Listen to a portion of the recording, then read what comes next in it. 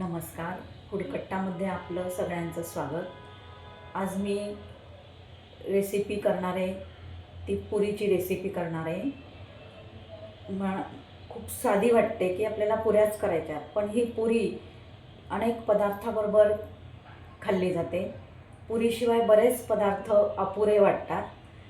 पुरीशिवाय काही पदार्थ खाण्यात मजाच येत नाही. असे बरेच पदार्थ असतात. त्यामुळे ती पुरी छान झाली पाहिजे, परफेक्ट झाली पाहिजे, फुगली पाहिजे, तेलकट व्हायला नको, अशी आपली अपेक्षा असते आणि ते बरोबरच आहे. तर आज मी तुम्हाला या रेसिपीमध्ये दाखवणार आहे की पुरी तेलकट होणार नाही आणि ती फुगण्यासाठी कशी करायची ते तुम्ही आता या रेसिपीमध्ये बघा. आणि या रेसिपीच्या व्हिडिओच्या शेवटी मी तुम्हाला पुरीबद्दल अजून काही जास्तीच्या टिप्स सांगणार आहे आणि त्या पुरी कुठल्या पदार्थाबरोबर खाल्ली जाते, कुठले कुठले पदार्थ आहेत की त्याबरोबर पुरी आपण खातो, ते पदार्थ पण मी सांगणार आहे. आणि शिवाय मी माझ्या व्हिडिओच्या डिस्क्रिप्शन बॉक्समध्ये शॉपिंगसाठी तुम्हाला बाय करण्यासाठी काही प्रॉडक्ट्सच्या लिंक्स देणार आहे. याआधी मी साडीच्या लिंक दिल्या आहेत की लेडीजसाठी साडी म्हणून, तर त्या साड्या तुम्ही बाय करू शकता. कॉस्मेटिकचे ब्युटी प्रॉडक्ट्सचे मी लिंक दिले आहेत या आधीचे जे व्हिडिओ आहेत त्यामध्ये. आणि कुकवेअर सेट असे मी प्रत्येक व्हिडिओच्या डिस्क्रिप्शन बॉक्समध्ये काही प्रॉडक्ट्सचेही लिंक देत असते. प्रॉडक्ट्सच्या लिंक्स त्या तुम्ही लिंक बघा आणि तुम्ही बाय करू शकता. ते प्रॉडक्ट्स तुम्हाला नक्की आवडतील.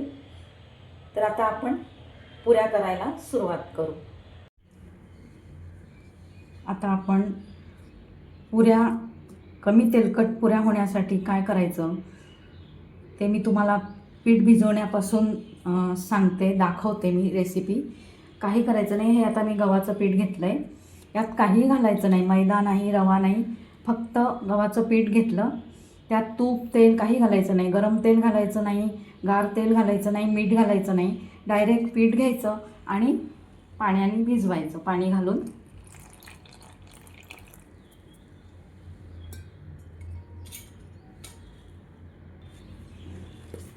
सुरुवातीला स्पूनने मिक्स करते. ज्यांना आवडत नसेल पीठ भिजवायला, हाताला पीठ लागतं, त्यांनी या पद्धतीने करा. ज्यांना सवय आहे त्यांनी हाताने करा.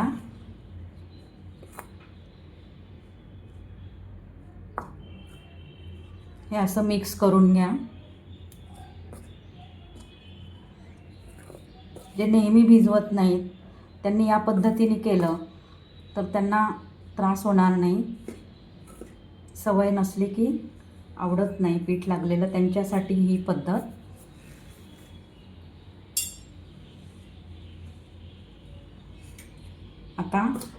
आता जर तुम्ही हाताने केलं तर हे पहा, असं इतकं पीठ चिकटत नाही हाताला. हे असं पीठ लागू नये हाताला, त्यासाठी मी पोळीची कणिक भिजवण्याचा पण एक व्हिडिओ केला आहे की हाताला पीठ लागणार नाही त्यासाठी कशी भिजवायची. ती लिंक मी तुम्हाला डिस्क्रिप्शन बॉक्समध्ये देणार आहे, ती तुम्ही बघा. आपल्याला जास्त सैल भिजवायची नाही आहे कणिक. पोळीसाठी भिजवतो तेवढी नाही भिजवायची.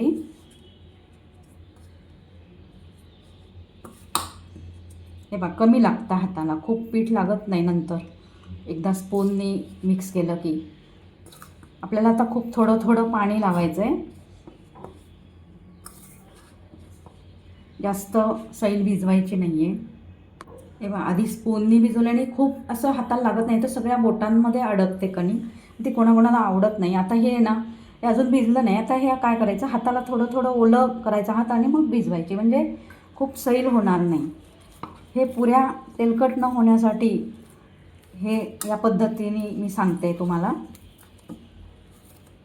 आता इतपत ठीक आहे. आपण नंतर लागलं तर मग परत हे करू, पण एवढ्या याच्यामध्ये पुरी आपल्याला लाटता येईल. हे आता व्यवस्थित भिजलं आहे. मळून घेऊ आपण चांगलं तसं.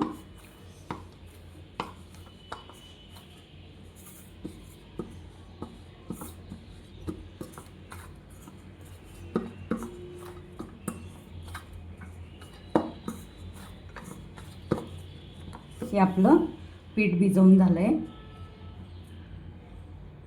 आता हे लगेच पुऱ्या करायला घ्यायच्या नाही, हे 20 मिनिट तरी भिजू द्यायचं. जेवढं तुम्हाला वेळ असेल तर तुम्ही लवकर भिजवून ठेवलं तरी चालेल, ताबडतोब पुऱ्या करायला घ्यायच्या नाही. पुरीचं पीठ आता 15 मिनिटं झालेत भिजवून. आपण आता चांगलं एकदा परत मळून घेऊ.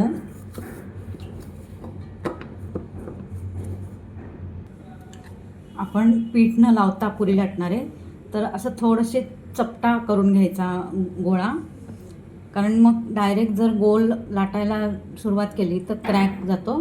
थोडासा चपटा करायचा आणि पोळपाटाला थोडंसं तेल लावून घ्यायचं आणि लाटण्याला पण थोडंसं तेल लावून घ्यायचं आणि मग लाटायचं. पुरी जाड लाटायची, पातळ नाही लाटायची. सगळीकडे सारखी लाटायची, मध्ये पातळ फक्त कडेला जाड अशी नाही, सगळीकडे सारखी लाटायची. आपण पीठ वापरणार नाही ना, त्यामुळे तेल जिरणार नाही पुरीमध्ये, तेलकट नाही होणार.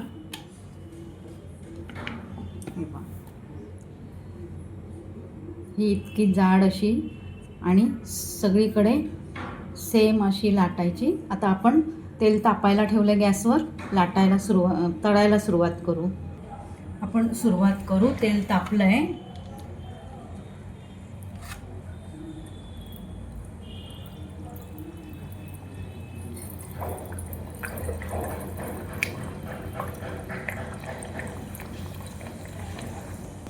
पुरी सारखी उलटायची नाही. एकदा टाकली की एका खालच्या साईडने थोडी होऊ द्यायची आणि मग उलटायची.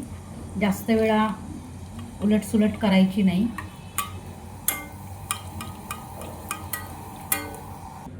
पुरी सोडताना अशी 2 हाताने, ज्यांना सवय नाही त्यांनी व्यवस्थित सोडा, कारण घडी झाली ना तर मग नीट तळली जात नाही.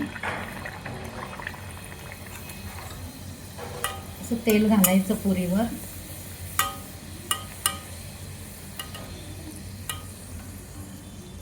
किती छान फुगली. आपण जाडसर लाटली ना, तर आता आपण किती छान फुगली.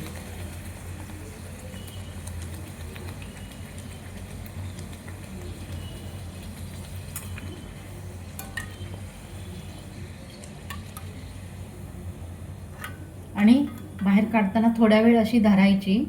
गॅसची फ्लेम मोठी ठेवूनच इथे अशी धरायची साईडला, वर कडेला कढईच्या, म्हणजे आज आहे ते तेल पण झाऱ्यातनं खाली जाईल आणि आणखीन कमी तेलकट होईल पुरी.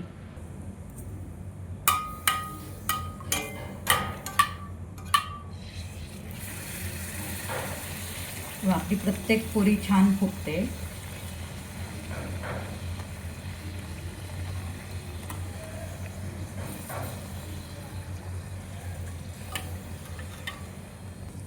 अशा आपल्या आता या पुऱ्या सगळ्या तळून झाल्या.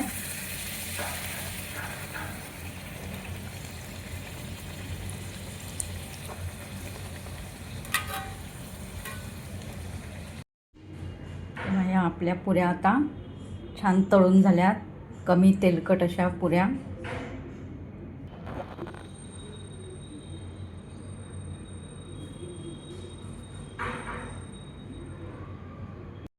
आता तुम्ही पाहिलं की पुऱ्या करताना काय करायचं, तर मी पुन्हा सांगते. जरी मी रेसिपी करताना सांगितलं तरी पुन्हा एकदा सांगते की पुरी करताना आधी पीठ मळताना त्यात काही घालायची गरज नाही. काही ठिकाणी आपण वाचलेलं असतं की ऐकलेलं असतं की साखर घालायची, तेल घालायचं, मीठ घालायचं. काहीही घालायचं नाही. साखर, मीठ, तेल, गरम तेल, गार तेल काहीही घालायचं नाही. फक्त पाण्याने भिजवायची, थोडी घट्ट भिजवायची पोळीच्या पिठापेक्षा. त्यामुळे पुऱ्या मग छान होतात, मग कमी तेलकट होतात थोडं घट्ट पीठ भिजवल्यावर. आणि पुरी लाटताना लगेच लाटायला घ्यायची नाही. ते पीठ झाकून ठेवायचं 20 मिनटं आणि मगच पुऱ्या लाटायला घ्यायच्या. आणि त्याचे गोळे करताना डायरेक्ट गोल गोळा ठेवून पोळपाटावर लाटायचं नाही, मग क्रॅक जातो. ते थोडंसं चपटं करायचं हाताने तो गोल पुरीचा जी गोळी तयार करतो, बॉल्स तयार करतो त्याने थोडे हाताने चपटे करायचे आणि मग लाटायला घ्यायचे. आणखीन एक टीप म्हणजे पुऱ्या लाटताना कुठलंही पीठ वापरायचं नाही. फक्त पोळपाटाला थोडंसं तेल लावा, लाटण्याला तेल लावा आणि पिठाशिवाय पुरी लाटा. आणि ती आणखीन एक टीप म्हणजे पुरी लाटताना ती जाड लाटा, एकसारखी लाटा. मध्येच पातळ, कडेला जाड किंवा कडेला पातळ, मध्ये जाड अशी लाटू नका. एकसारखी लाटा आणि थोडी जाड लाटा, खूप जाड नाही, थोडी जाड लाटा, म्हणजे मग ती फुगेल. आणि त्याला पीठ लावू नका. आणि तळताना काय करायचं तर तेल चांगलं तापू द्यायचं आणि तळताना खूप पुऱ्या एकदम नाही टाकायच्या. ते टेम्परेचर जास्त लो होतं तेलाचं आणि मग तेल खूप खेचलं जातं पुरीत. पुरी खूप लो फ्लेमवर नका तळू, मीडियम टू हायवर तळा, म्हणजे मग कमी तेल शोषलं जाईल. जर तुम्ही लो टू मीडियमवर पुऱ्या तळल्या तर तेल जास्त शोषलं जाईल आणि पुरी तेलकट होईल. आणि पुऱ्या तळून झाल्या की कढईतून काढताना थोडेसे वर झाऱ्यामध्येच धरून ठेवा, म्हणजे आणखीन काय जास्तीचं तेल असेल ते पण निथळलं जाईल. आणि पुरी काढल्यावर आपला जो पेपर असतो, बटर पेपर किंवा तुमच्याकडे चाळणी असेल तर चाळणीवर ठेवा किंवा टिश्यू पेपरवर ठेवा. आणखी टीप म्हणजे ठेवताना एकावर एक जास्त ठेवू नका, थोड्या पसरून ठेवा आणि मग गार झाल्यावर डब्यात भरा. मी आता पुरीबद्दल तुम्हाला बऱ्याच टिप्स सांगितल्यात आणि करताना पण मी दाखवलं आहे की कशा प्रकारे करायची, कशी लाटायची, हे तुम्ही पाहिलंच आहे. कारण पुरी आपल्याला बऱ्याच पदार्थाबरोबर खायला उपयोगात येते. तर ते पदार्थ पण कुठले तर तिखटमध्ये बटाटा भाजी असते, रस्सा बटाटा किंवा कोरडी असली तरी पण आपण पुरीबरोबर खातो. बटाटा मटार भाजी, फ्लावर मटार भाजी, कडधान्याच्या उसळी, छोले, या बरोबर आपल्याला या तिखट पदार्थाबरोबर आपल्याला पुरी खायची असते. गोड पदार्थापैकी आपल्याला पुरी, श्रीखंड पुरी, आम्रखंड, श्रीखंड याबरोबर पुरी खातो आपण. बासुंदीबरोबर खातो, खिरीबरोबर खातो. खीर कुठल्याही प्रकारची असो, शेवयाची, रव्याची, या खिरीबरोबर आपण पुरी खातो. आमरस करतो आपण मे महिन्यात, या आमरसाबरोबर पण पुरी खातो. तर हे मी तुम्हाला आता सगळं छान सांगितलं आहे. त्यासाठी तुम्ही पुरी नीट केली तर ती पदार्थाची चव पण वाढते. म्हणून आपल्याला पुरी परफेक्ट झाली पाहिजे, म्हणजे आपण ज्या पदार्थाबरोबर पुरी खातो तर मग मजा येते खायला. तर आता मी काही प्रॉडक्ट्स देते डिस्क्रिप्शन बॉक्समध्ये, त्या लिंक तुम्ही बघा आणि त्याप्रमाणे तुम्हाला आवडेल ते प्रॉडक्ट तुम्ही बाय करू शकता. आणि माझ्या चॅनलला तुम्ही सबस्क्राईब केलं नसेल तर सबस्क्राईब करा.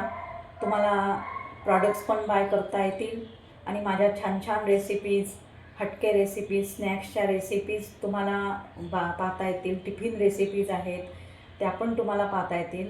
माझ्या चॅनलला त्यासाठी सबस्क्राईब करा, लाईक करा आणि शेअर करा. धन्यवाद.